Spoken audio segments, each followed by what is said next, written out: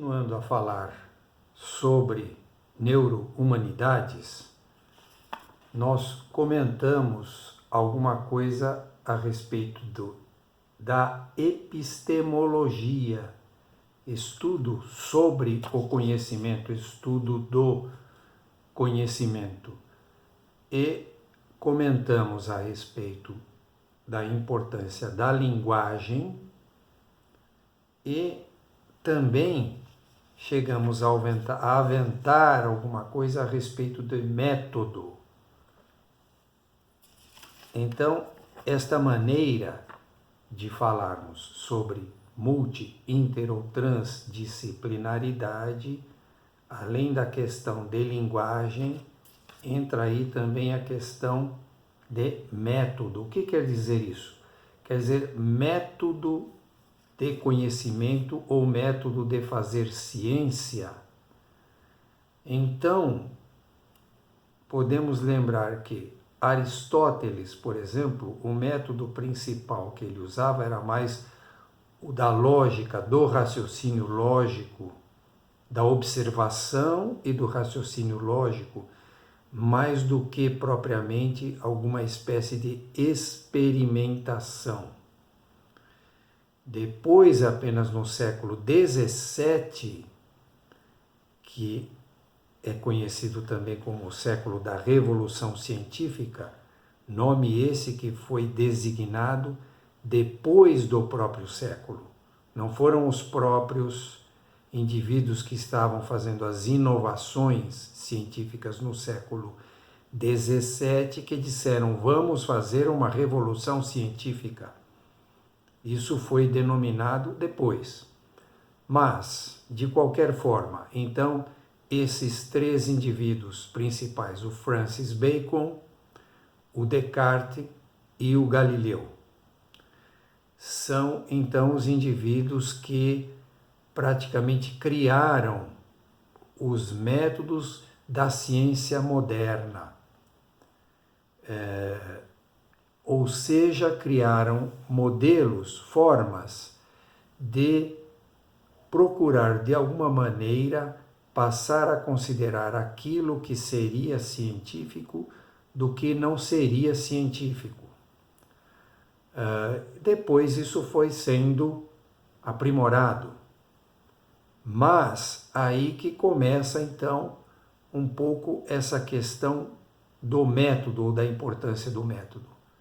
Então, Francis Bacon é aquele que trabalhava com o empirismo, valorizava muito o método da experimentação, o método indutivo ou da indução, ou do raciocínio que caminhasse do particular para o geral, de um experimento para depois uma generalização do resultado desse experimento, inicialmente, né?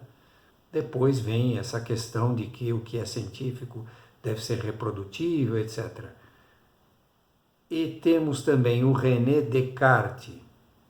René Descartes, que é considerado aí uma espécie de pai do racionalismo, que é um raciocínio dedutivo que procura seguir determinados passos, também seguindo então outro método em que procura dividir o que vai ser estudado em tantas partes quantas forem possíveis, ser feita uma análise dessas partes, etc. Então é um método dedutivo que parte do geral para o particular, parte de uma somatória de observações para uma conclusão posterior.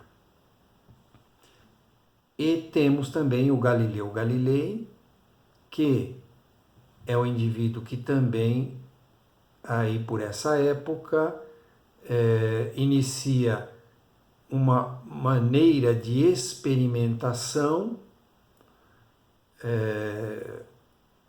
e de cálculos e experimentação, e que vai dar origem a uma metodologia que mais para o lado da física, onde ele procura verificar certas afirmações dos antigos, lá de Aristóteles ou dos gregos, e ele vai então corrigir certas noções na medida em que ele vai fazendo essas observações de uma maneira mais metódica, fazendo uso de métodos para fazer essas avaliações.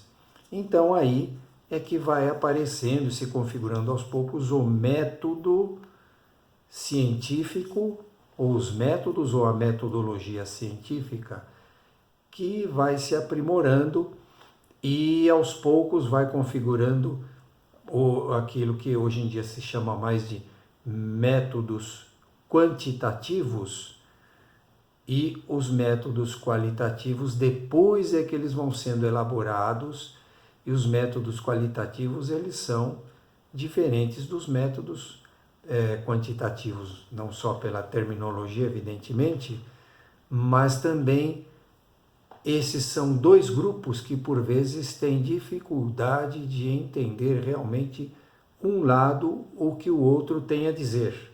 E aí que já é um espaço para entrar a interdisciplinaridade ou o trabalho interdisciplinar. Então, nessa questão do método, a coisa inclusive foi ganhando um tal debate, discussão no transcorrer do século XX, que até o próprio Feyerabend escreveu este contra o método, como se fosse uma espécie de revolta contra tantas regras e tantas objeções a respeito do raciocínio, né, ou das reflexões.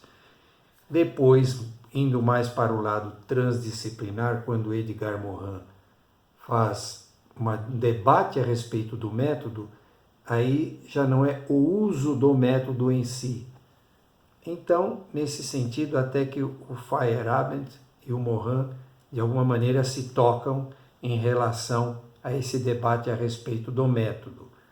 Mas, no momento, não é esse ponto polêmico que estamos aqui aventando. Estamos mais falando a respeito de métodos do neuroconhecimento, são métodos mais próximos, digamos, dos estudos quantitativos. Os métodos das ciências humanas são mais próximos dos qualitativos, além de outros métodos de que as ciências humanas se servem. Existem também outras formas de lidar com os dados, de lidar com os documentos, de lidar com argumentações e contra-argumentações, de tal forma que, quando justamente a partir até dessa progressão do estudo neurocientífico, acabou-se tocando ou se necessitando de ambos os lados aí para achar-se um discurso a respeito do conhecimento.